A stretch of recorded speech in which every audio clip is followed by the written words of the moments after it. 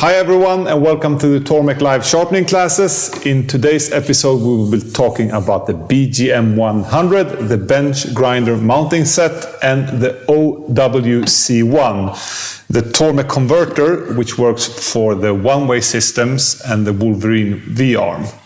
It's perhaps not our most well-known accessories, but today is their time to be in the spotlight. They are both used to shape turning tools when you want to create a new shape and you have to remove a lot of material.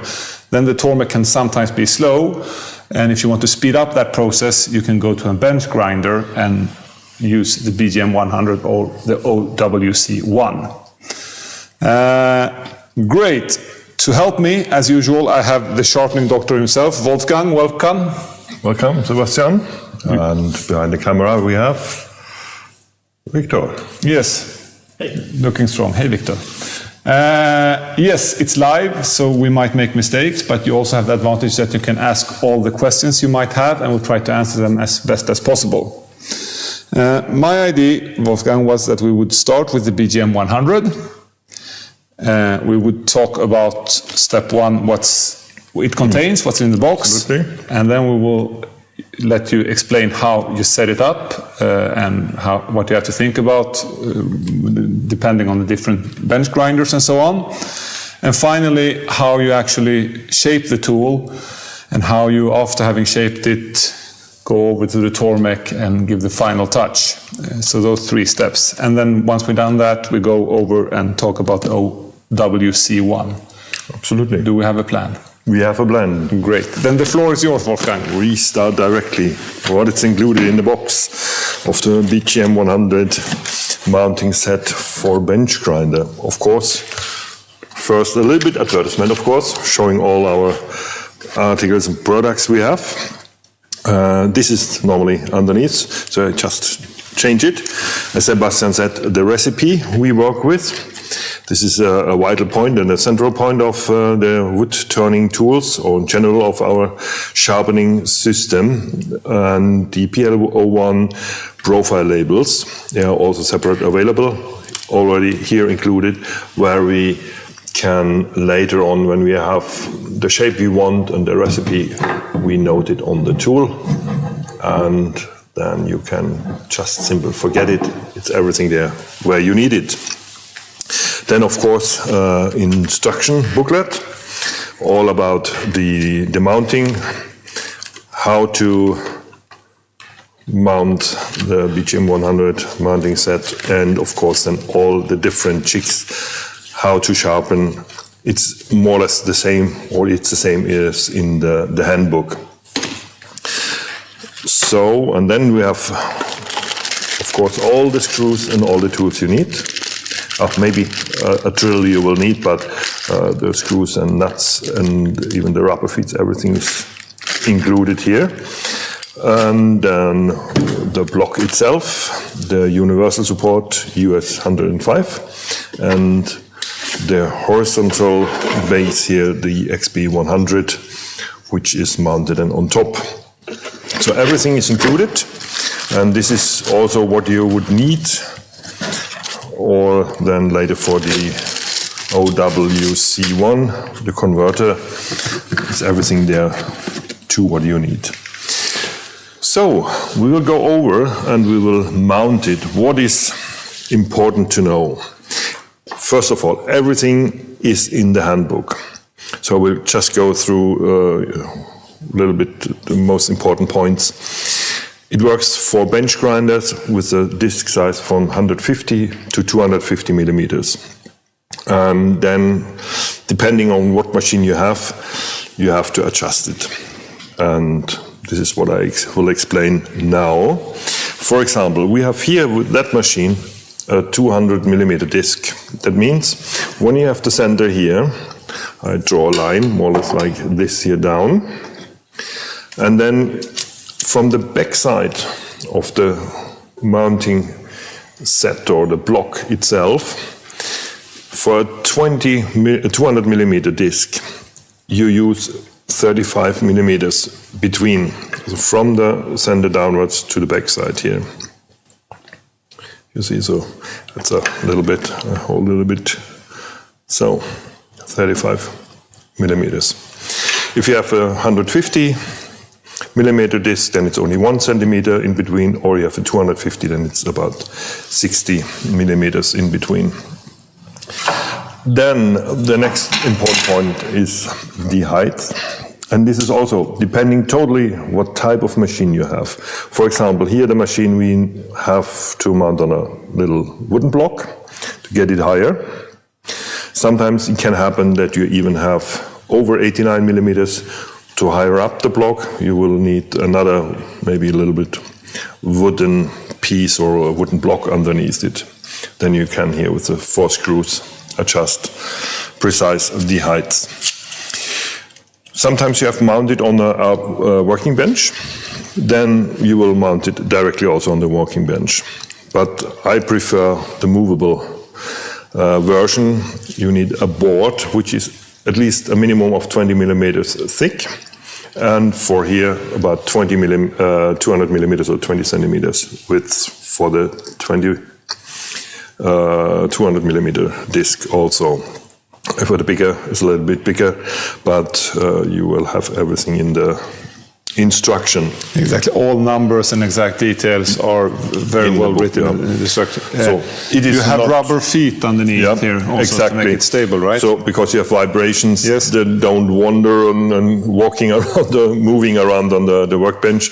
But otherwise, I prefer maybe a little bit. What do you call it? Screw tongue. You want to clamp it to make it just make it a little bit more secure. Yeah, and another important point is when you mount the block is where to place it here next to the machine. You go from the disc side 160 millimeters or 16 centimeters. It's just the zeros with the outer side to the disc when you are on the right side. Now it's important when you mount another one, or even you have maybe one on the left side of your bench grinder, then you have to increase it with 30 millimeters to 190 millimeters next to the machine, also a little bit far away on the left side. This is because you see the sleeve is not centered. It is a little bit off center, and these are the 30 millimeters you have to compensate here, because here you have stop. On the other side, it's over, moreover. So it's the sleeve on the SVD 186 or gouge jig that is off center, and you need to compensate for that. So you have here on the other side, you have too much on the right side, so you have to go over these 30 millimeters extra. So this is important to think about. So we should perhaps tell something about security and so on. I'll be the boring one. Well, first of all, you have all kind of different bench grinding machines. Read the safety instruction for the bench grinder. And also, if you used to work on the Tormek only, on a bench grinder, it's much easier to get hurt. So you really need to be careful. It goes up to speed more than 1,000 turns per minute.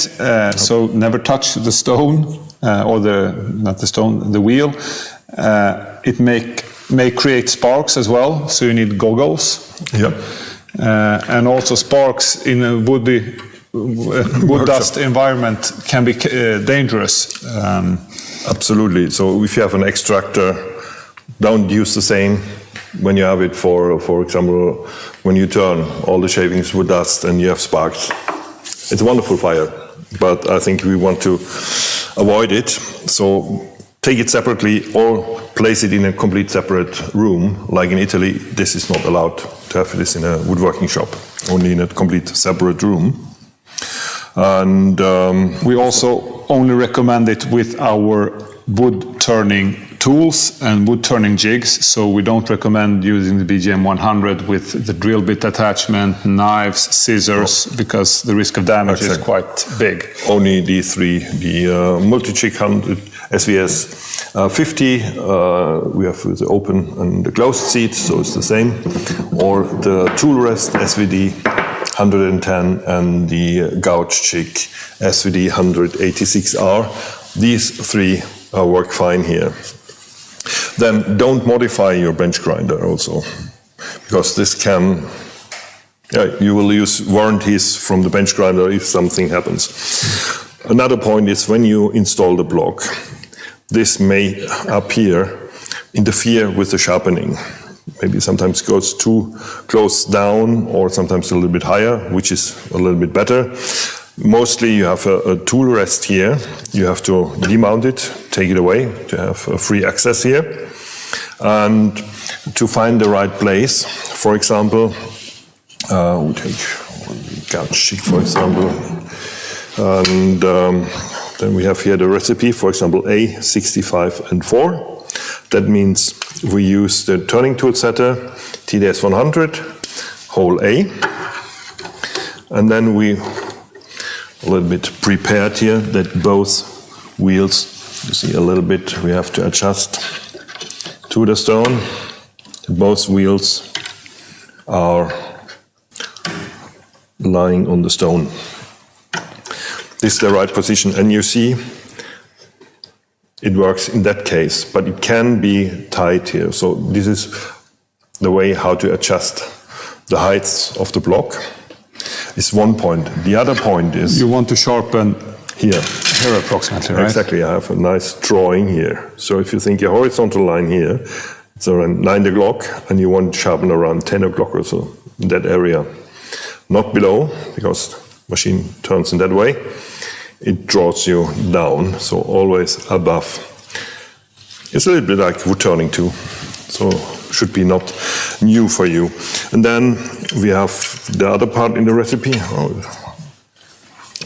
You must be a strong man. Or yesterday, so you have 0, 1, 2, 3, 4 from the recipe. Fix it. We have mounted this, and then of course the protrusion was 65 here from the recipe. We have 55, 65, 75. This is from the jig all the way up to the tip, to the edge. These are the 65 millimeters. This 3 gives us the shape and the angle. And then you see you are on the stone. And then you can sharpen here. For more details on all the wood turning tools, we have a special episode. It's, I think, number 5. Yes, it's correct. So we talk in detail, of course, on the Tormek, but with the recipe, how it works, all the different tools and all the tips and tricks which are not documented. So if you're a wood turning enthusiast, you get 1 hour, 15 minutes of Tormek recipes. Exactly. I recommend that. And here, of course, maintain the stone flat surface with a T-bar or so, diamond tool, just to have it nice and straight. And then a lot of pressure is dangerous, so very carefully, low pressure, and always in the middle of the stone. This is quite narrow, so it takes a little bit training. I prefer a little bit more width, of course. Be careful that you don't fall off the stone when you sharpen. Because when you fall off on a Tormek on the side, it's not as dangerous as here. You get also higher speed, of course, you more removal of material. The mistake, it will be a little bit more to work on to get it off. And then you shouldn't sharpen too long, because you don't want to heat up the steel, exactly. right? When the tip is getting yellow, brownish, bluish, then it was too long. So very little pressure, and don't do the mistake. I said it before, but I wouldn't do it anymore, just to cool down in water. Because you have, even in the tip, it's so thin, even HSS steel can cope quite a bit of temperature, but you will have high temperature here anyway, you will get micro cracks. That means chips off, your tool is already dull before you hit more or less the wood. So best is let it cool slowly. In room temperature, or if you actually want to use water, don't use really cold water, use just a little bit warmer water in that case. And low pressure.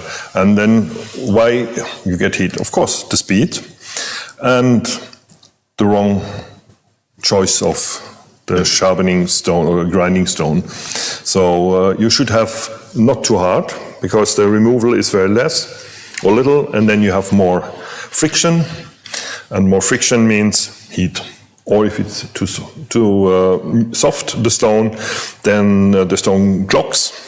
It's a good removal, of course, but the stone clogs, and you get, again, nothing removed from the material after a while, and then you produce only heat, and now sharpening result.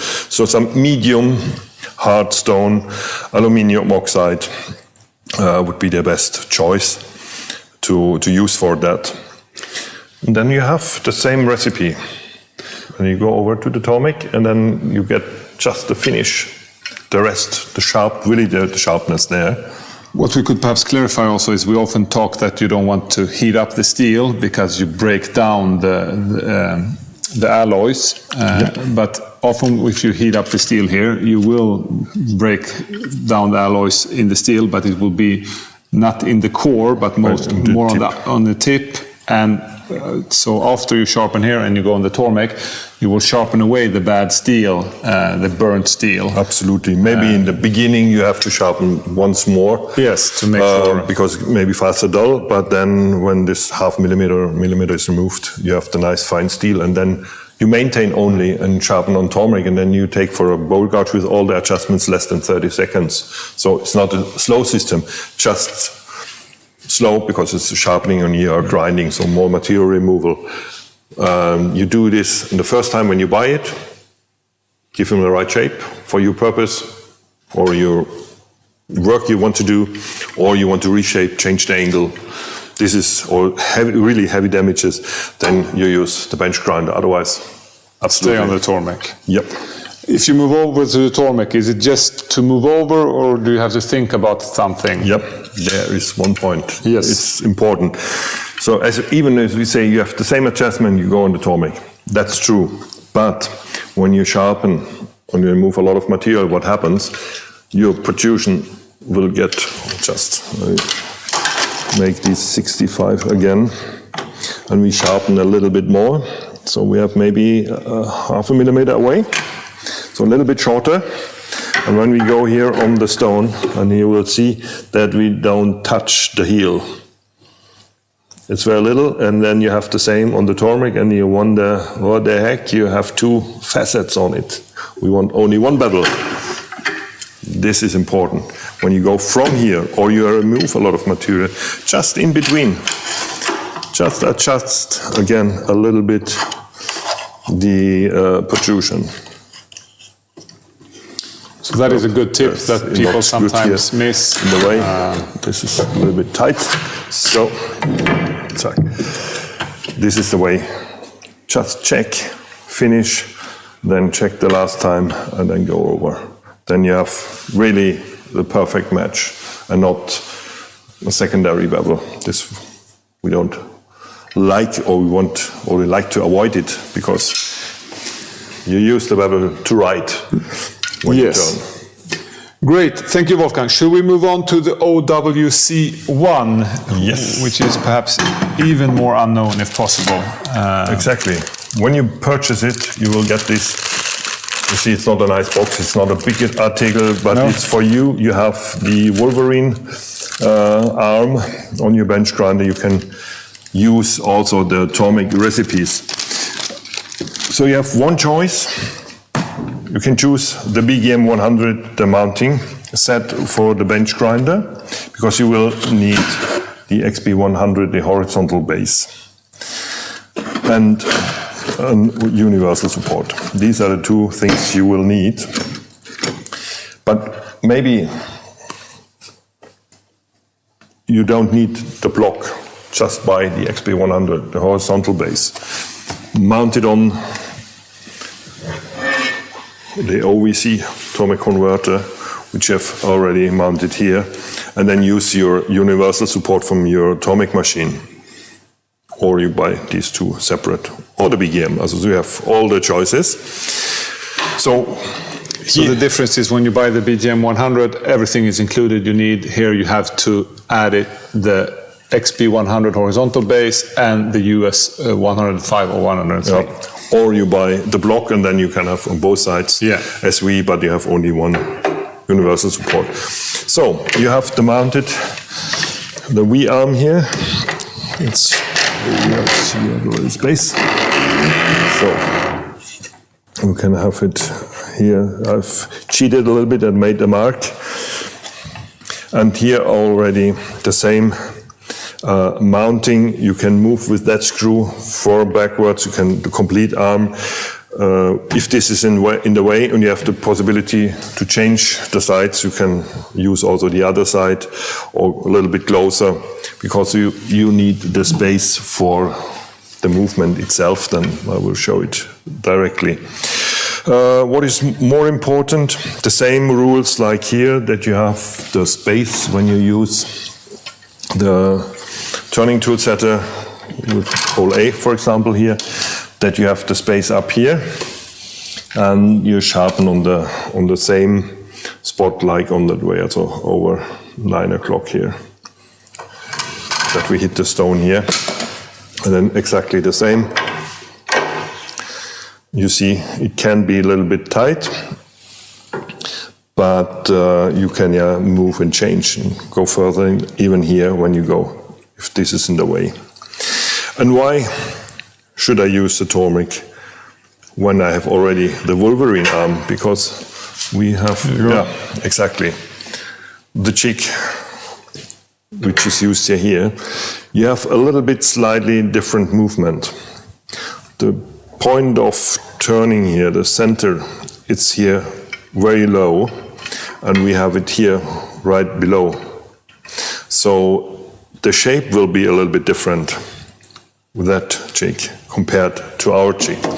So when you use the Wolverine jig and go over to the Tormek, then it's not working. The shape is different. So therefore you can use your arm with the Tormek recipe and the universal support, exactly the same. Otherwise you will have to reshape it on the Tormek. If you use this one, you will have to reshape it anyway on the Tormek, so it's better done here. Yep. So it works with both. The same rules, when you take a lot of material away, just make your correction with the protrusion before you go on the Tormek, even here in between, otherwise you will change always the angle. Great. Then there is a small play often in the Wolverine arm, so try to make it as straight as possible. Exactly, otherwise you will slightly have difference, but you can remove it on the Tormek, then it's not too much. But you can just try to, you can see there is quite a exactly. lot of play. So we have, when you're up, and then it normally compresses, or should. So you have to think a little bit more here to take care about everything is correct. But you will see the first time when you go directly on the Tormek how big the difference is, then you know what you have to do here. Yeah. Great, thank you, Wolfgang. Let's see if we have some questions. We have our good friend Ken, who misses the episode due to schedule issues. He wanted us to talk about the OWC1, which we have done. I hope when you see this afterwards, Ken, you are glad of the job we did. Also, hope you're well in general. Michael from Ohio says hello. Pat Lapp, our good friend. How can I keep my sleep sharp? Do you have any? He's a new dad, and he wants to know how to keep the sleep sharp. You're the sharpening doctor, so. I would say sleeping pills, but miss maybe something else. Wolfgang don't have the answer, unfortunately. No, neither do I. It gets better with time. It's our best time is the solution. Yes. It goes over. Tony is in snowy Colombia, Canada. It's snowy here as well. And Rick Colvin think the TTS 100 is a great jig and is really underutilized. Absolutely. And he agrees with you, Wolfgang, to do not cool metal with water. Oil is one point, but you have to clean. Now, just keep it.